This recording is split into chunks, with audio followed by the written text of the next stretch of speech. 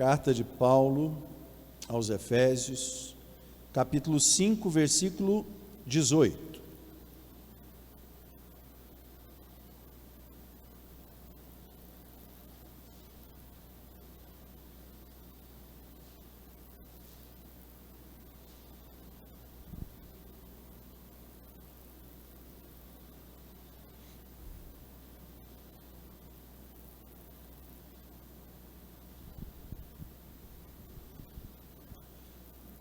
Efésios capítulo 5, versículo 18, diz assim a palavra do Senhor: e não vos embriagueis com vinho, no qual há dissolução, mas enchei-vos do Espírito.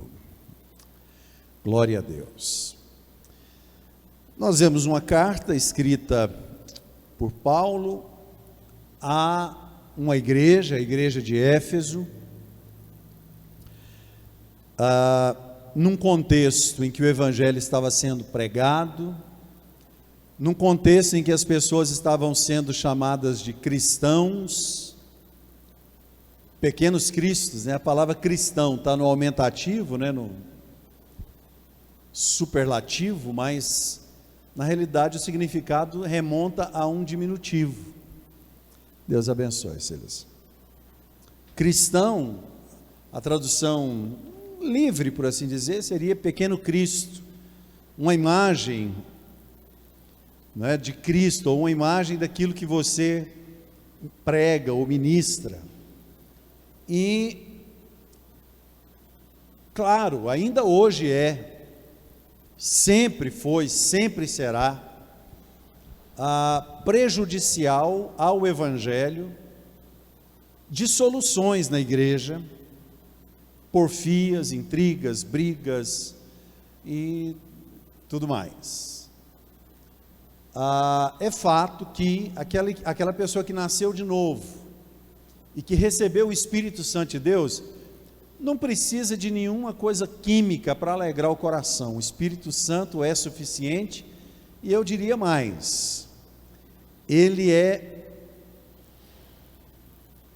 superior, não tem como comparar o gozo que traz o Espírito Santo para a alma, a alegria que traz o Espírito Santo para a mente, não tem como comparar com nenhuma droga, lícita ou ilícita, não há como comparar. Então o crente, ele não precisa de nenhuma química para ativar a alegria ou a felicidade. Além do que, eu sei que hoje existem pessoas que, mesmo evangélicas, defendem o uso do álcool, outros não defendem publicamente, mas utilizam ou fazem vista grossa. Particularmente eu vejo que o álcool só traz malefício. Mas eu não estou aqui para falar sobre bebida alcoólica. Eu estou para falar sobre embriaguez.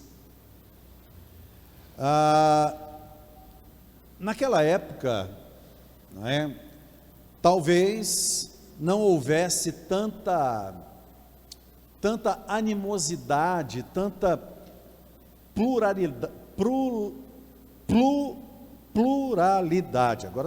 pluralidade de ideias, de pensamentos. Talvez não houvesse tantas polarizações, tantos extremos, como nós temos vivido na sociedade atual.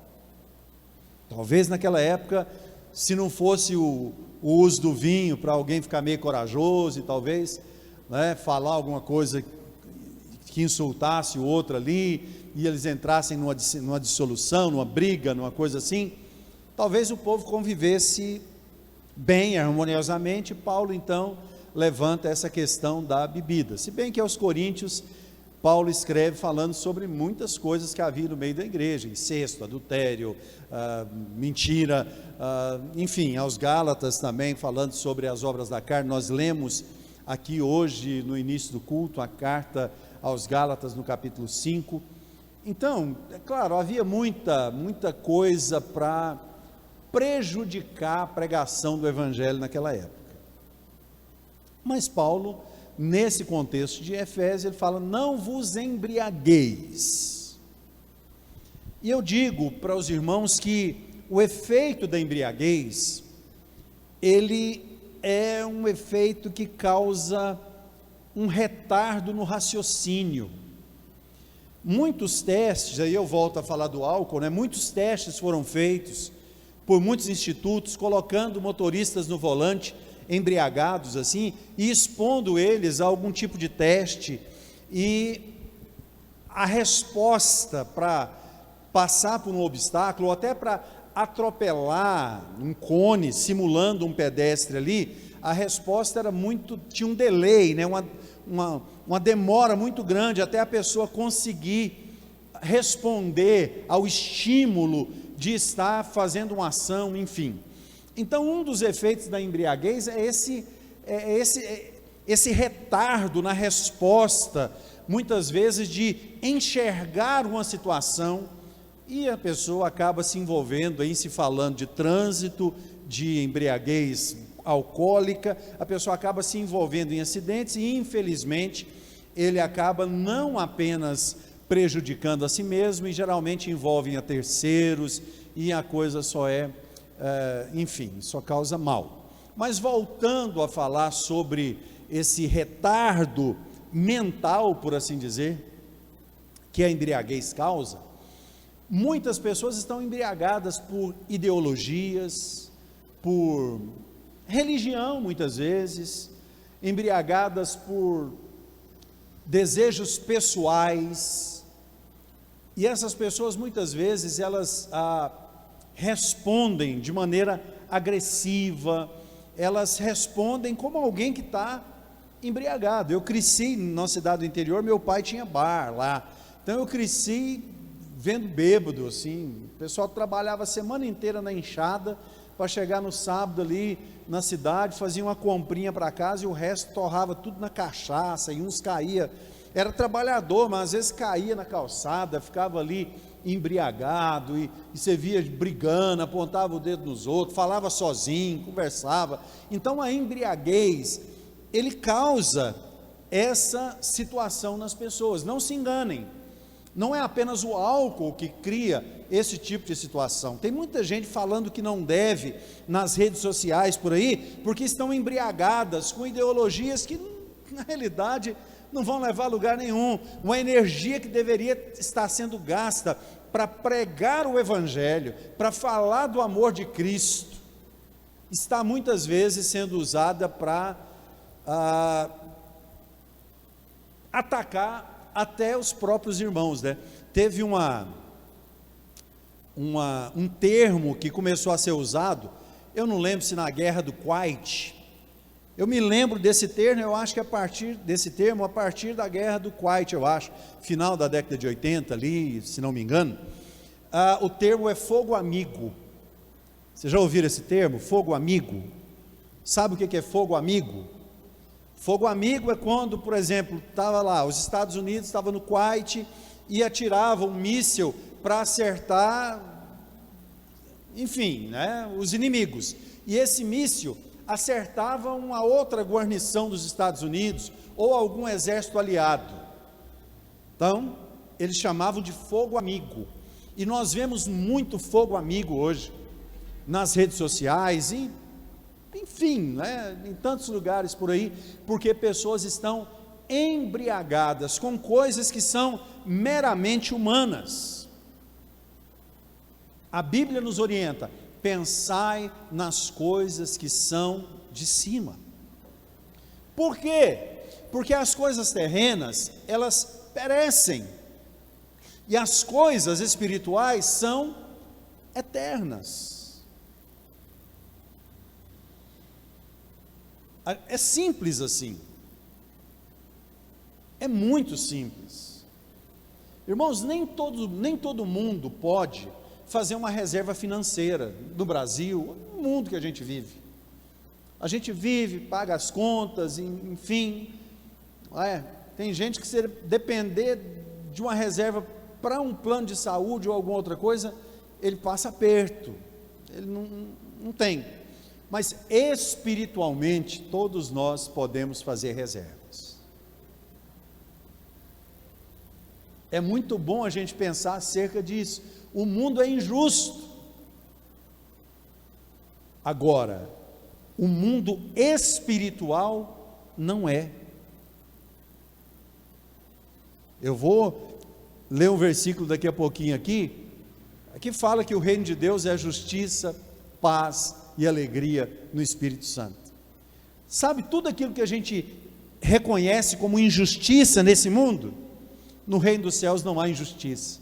Então nós podemos fazer reservas espirituais, sim. E quando chegar a nossa hora, ou quando chegar o arrebatamento da igreja, nós estaremos prontos, sem nada nos prendendo nesse mundo, para subirmos para a presença do nosso Pai. A gente precisa então pensar a respeito disso. Falado, discorrido aqui sobre embriaguez, né, mental, emocional, enfim, eu separei alguns pontos e versículos para a gente falar aqui. Eu coloquei que os atrativos do mundo, eles não saciam a alma. Tem muita gente embriagada com muita coisa aí, talvez procurando saciar o vazio da alma, que só pode ser saciado por Deus. Até filósofos que são, né, alguns são até ateus, não sei como é que era a fé de Dostoiévski, mas uma frase atribuída a ele diz que todo ser humano tem um vazio dentro de si, do tamanho de Deus, que só pode ser preenchido por Deus. As pessoas reconhecem isso, e tem muita gente se embriagando com tanta coisa nesse mundo, buscando saciar os anseios da alma, mas a única coisa que pode saciar a nossa alma é a presença de Deus. O único que pode saciar a nossa alma é o próprio Deus. 1 João 2,16 diz assim: porque tudo que há no mundo, a concupiscência da carne, a concupiscência dos olhos e a soberba da vida, não procede do Pai, mas procede do mundo. Tudo que há no mundo, irmãos, procede do mundo. Tudo que há no mundo procede do mundo. Nós como igreja, pastor, então, a gente não vai, como é que a gente vai viver? Irmãos, nós temos dupla cidadania. Nós somos cidadãos do planeta Terra, né? Do macro, né? Se for resumir, nós somos cidadãos goianienses, mas também somos cidadãos do céu. Como é que faz agora? A gente vai viver numa bolha, vai viver alienado? De jeito nenhum. Na oração sacerdotal eu amo, leia depois no Evangelho de João capítulo 17, eu amo a oração que Jesus faz pela igreja. Em uma parte da oração sacerdotal, eu sempre cito aqui, você já deve ter me ouvido citar essa parte, e parece que eu sinto até uma comoção no Jesus Cristo homem, e até no Jesus Cristo Deus, pela nossa vida, dizendo: Pai, não peço que o Senhor os tire do mundo, mas que o Senhor os livre do mal. Nós temos que viver aqui nesse mundo, irmãos. Jesus volta a repetir essa frase, quando ele ensina aquela oração que o pessoal chama de oração do Pai Nosso, né? Quando ele termina dizendo: não nos deixes cair em tentação, mas livrai-nos do mal. Nós temos que habitar no mundo, mas nós precisamos nos livrar do mal. É simples assim. Segundo lugar, não encontraremos o reino de Deus no reino dos homens. E aqui eu vou para o versículo que eu citei, Romanos 14:17, já me adiantei, porque o reino de Deus não é comida nem bebida. Se resume, a busca humana se resume nisso, né? Comida e bebida. Aí você fala: não, mas tem os pecados capitais, luxúria, não sei o que, tudo está envolvido nisso aqui. saciar o próprio umbigo, o próprio ventre, olhar para dentro de si, tentar de alguma forma, não é, usufruir, tentar de alguma forma. Então, porque o reino de Deus não é comida nem bebida, mas justiça e paz e alegria no Espírito Santo. Lembra que eu disse que a saciedade que buscam no mundo, inclusive em drogas, essa alegria momentânea que depois traz um vazio ainda maior, quando o efeito da droga passa e a pessoa se arrepende. O Espírito Santo tem uma alegria que o mundo não conhece e que está liberada para você, que está liberada para mim, e que a gente precisa acessar. O crente precisa aprender a viver. Como assim? Eu falo nisso aqui volta e meia. As coisas de Deus são acessíveis.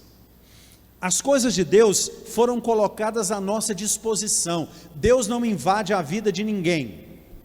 Uma das cartas de Apocalipse, lá no capítulo 3, versículo 20, não lembro se é a igreja de Laodiceia, mas é uma carta para a igreja. Jesus está dizendo: eis que estou à porta e bato, se alguém ouvir a minha voz e abrir a porta, entrarei em sua casa, cearei com ele e ele comigo.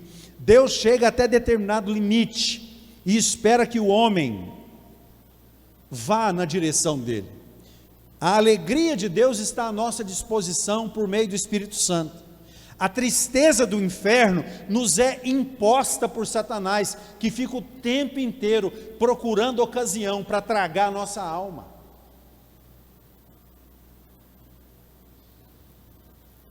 Lembra aquela historinha daquela pessoa que estava em cima do muro? Diz que uma pessoa estava andando em cima do muro, e de um lado tinha anjos, e do outro lado do muro tinha demônios, e o camarada ficava andando em cima do muro lá, né? Aí os anjos falavam para ele: desce daí, vem para o nosso lado, vem para o nosso lado. E o camarada andando, de um lado para o outro, de cabeça erguida, lá, só na visão periférica. Os anjos de um lado lá embaixo, os demônios do outro lado lá. Aí os anjos insistindo, insistindo, insistindo. Aí daí a pouco aquele homem fica incomodado com aquilo e vira para os demônios e fala assim: ó, eu estou aqui, tem anjo do lado de lá e vocês estão do lado de cá. Os anjos ficam insistindo por ir para o lado deles. E vocês não falam nada, parece que está até me ignorando. Por quê? Aí os demônios falaram para ele: o simples fato de você estar em cima do muro, certo? Já te coloca do nosso lado. Crente não fica em cima do muro. E eu não estou falando de ideologias humanas, eu estou falando de coisa espiritual. Tá? Crente não fica em cima do muro. Nós servimos a Deus. Nós temos como regra de fé a palavra de Deus. E o reino de Deus é justiça, paz e alegria no Espírito Santo. Não se engane, nós somos lesados nessa terra, somos perseguidos neste mundo, mas se você é fiel ao Senhor, você pode ter certeza, Deus te dará recompensa, se não nessa terra, na eternidade, você viverá na glória do Senhor. O inimigo tenta nos destruir, Deus nos abre a possibilidade de entrar na sua presença e nos alegrarmos no Espírito Santo. O crente precisa ser alguém de ação, o crente precisa ser alguém de atitude.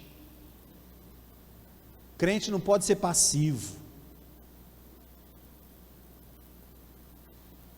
O crente não pode ser passivo. O crente é ativo. Amém? Terceiro lugar, o propósito do inimigo é ofuscar a preciosidade da glória de Deus em nós. Esse é o propósito de Satanás.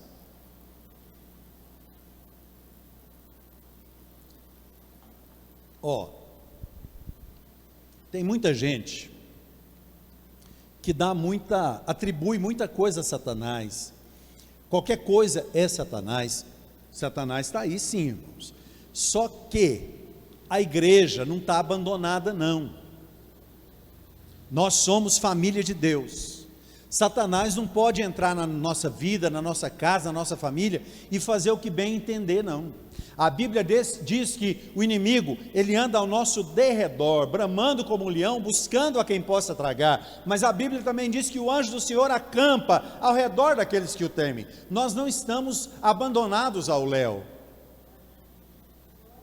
Então, tem muita gente que tem medo de Satanás tocar na saúde dele, de Satanás tocar no lar dele, de Satanás tocar... Irmãos, a gente não precisa ter medo de Satanás tocar nem na nossa casa, nem na nossa família, nem na nossa vida. A Bíblia diz, e a minha teologia de libertação se baseia em um único versículo: sujeitai-vos, pois, a Deus, resisti ao diabo, e ele fugirá de vós. É simples assim. Você não precisa ficar com medo do diabo. O diabo, não, você tem que adorar a Deus, você tem que servir a Deus. Se você está perto de Deus, o diabo não chega perto de você. Então, não tenha medo do diabo tocar na saúde, o diabo tocar nisso, não tenha medo, apenas sirva a Deus. Agora, tem uma coisa que o diabo tem tentado fazer e tem tido muito êxito, e essa é a missão de Satanás. Ele quer ofuscar a imagem de Deus para essa geração, até mesmo dentro da igreja. Como as igrejas estão ficando mundanas. Irmãos, eu estou começando a me achar velho já, assim. Eu já tenho uma certa idade, né? Eu sou aquilo que eles chamam de meia idade. Mas tem coisas que eu não estou conseguindo aceitar mais, não, assim. E eu vejo que parece que tem tanta gente aceitando, assim, numa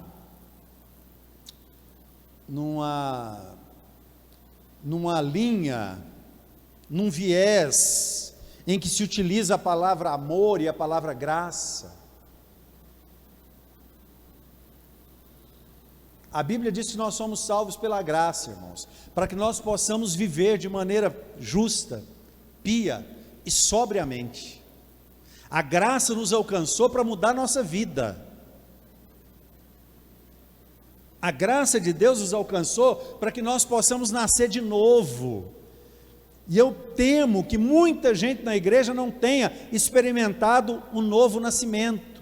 Muitas pessoas recebem a mensagem na alma. Tem muita música tocando na alma. A verdadeira mudança acontece no espírito. Jesus falando com Nicodemos, ali no capítulo 3, bem onde está escrito ali, porque Deus amou o mundo de tal maneira que deu seu Filho unigênito, para que todo aquele que nele crê não pereça, mas tenha a vida eterna. Jesus falou esse versículo na conversa que ele teve com Nicodemos, e pouco antes ali, ou pouco depois, ele fala que necessário vos é nascer de novo. E Nicodemos fala assim: como posso eu ser velho, voltar para o ventre da minha mãe? Jesus falou: não é disso que eu estou falando, precisa nascer da água e do Espírito. Tem muita gente nascendo da água e da alma. Não adianta, irmãos.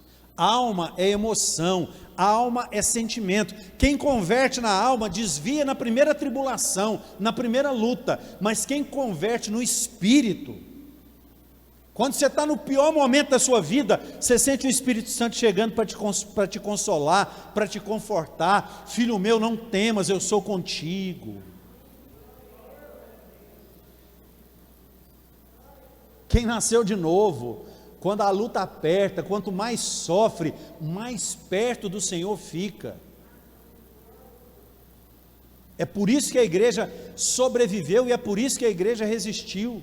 Eu vejo muitos crentes aí com medo de uma perseguição na igreja, Eu não quero que a igreja seja perseguida, não, mas entre a igreja se irmanar com certos segmentos ou ser perseguida, eu prefiro uma perseguição, porque no momento da perseguição, quem é crente e se aproxima mais de Deus e pronto. Agora, do jeito que está, você não sabe quem é quem, não sabe o que está acontecendo, quem é crente e quem não é. A história nos mostra que todas as vezes que houve uma perseguição, houve também um avivamento. É fato, é simples. Nós não precisamos de perseguição, irmãos. Eu não quero ser perseguido nem torturado. E eu não espero que uma perseguição venha despertar a minha fé. Eu não sou morno, eu sou quente. Eu sou crente e quente, cheio do Espírito Santo de Deus na minha vida. E não precisa de nenhuma perseguição para despertar isso em mim, não. Sabia que tem gente que serve a Deus por medo do inferno? Irmãos, a gente precisa servir ao Senhor por amor. A gente não precisa nem pensar em inferno. Se você serve a Deus, se você procura viver segundo a palavra de Deus, você não precisa nem... O inferno, irmão, é para o diabo e os seus anjos. Alguns vão para lá porque viram as costas para Deus. Deus não criou o inferno para o homem, não. A Bíblia diz que o inferno, o lago de fogo, foram criados para o diabo e os seus anjos. As pessoas que vão para lá são aqueles que viram as costas para Deus. Se você não virou as suas costas para Deus, se você está vivendo segundo a vontade do Senhor, toca a sua vida. Luta, a gente tem, todo mundo tem, e é proporcional. Tem gente que acha que hoje o dia dele foi luta, porque ele não teve almoço na casa dele. Para outros a luta hoje foi porque ele não conseguiu comer filé mignon. Ah não, minha vida está ficando muito difícil, hoje todo dia eu como filé mignon, hoje eu não comi. Então luta é proporcional. Coisas mundanas, coisas irrelevantes.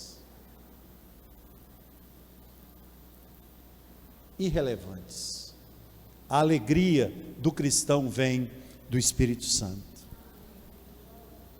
Aí eu leio um versículo aqui, né? 2 Coríntios 4:4, que diz: nos quais o Deus deste século cegou o entendimento dos incrédulos, para que não lhes resplandeça a luz do Evangelho da glória de Cristo, o qual é a imagem de Deus.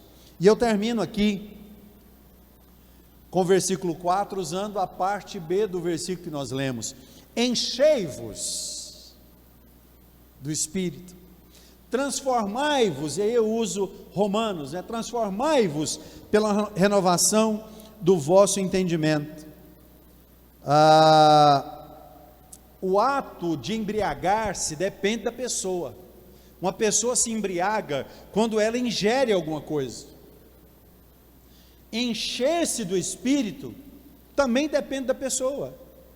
A pessoa, para ser cheia do Espírito Santo, ela tem que buscar a presença de Deus, lendo a palavra, vindo à igreja, orando, permeando a sua mente, seu ambiente, seu cotidiano com a palavra de Deus. Eu já disse, a pessoa que fica passiva em cima do muro, ela já está do outro lado. O crente não. O crente precisa buscar a palavra de Deus. Eu ministrei tantos anos sobre adoração e louvor, e uma das coisas que me impactou uma época foi quando eu li e essa palavra saltou diante dos meus olhos e do meu coração, dizendo que há um trono que brota, há um rio que brota do trono de Deus. Para chegar diante do trono de Deus é rio acima. Exige esforço. Só que o Deus a quem você serve te fortalece. Você nunca nunca irá te faltar força para que você possa seguir na sua jornada cristã. Às vezes a nossa carne nos quer prender, às vezes a gente fica indisposto, às vezes a gente fica desanimado, mas se você entra no reino do Espírito Santo, não há desânimo, não há tristeza, não há dor, porque o Espírito Santo é aquele que nos consola, nos fortalece, nos revigora, e o nosso Deus é aquele que segura na nossa mão e diz: meu filho, eu sou contigo, eu te ajudo, eu te esforço, e eu te dou a vitória. É isso que o nosso Deus faz. Então, meus irmãos, que você guarde essa palavra no seu coração.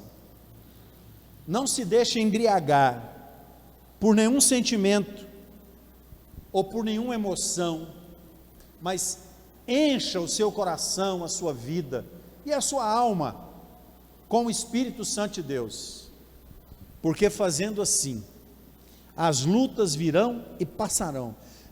Um dia eu lembro, alguém perguntou para mim como é que eu estava, tal, e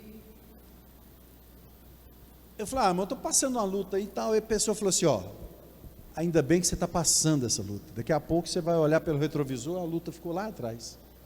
Ruim é quando a pessoa está atolada na luta, mas você está passando, logo ela fica, você vai embora. Aí eu falei: amém, tomei aquela palavra para mim, logo a luta passou mesmo, e pronto. E é assim, tudo passa, menos a palavra de Deus.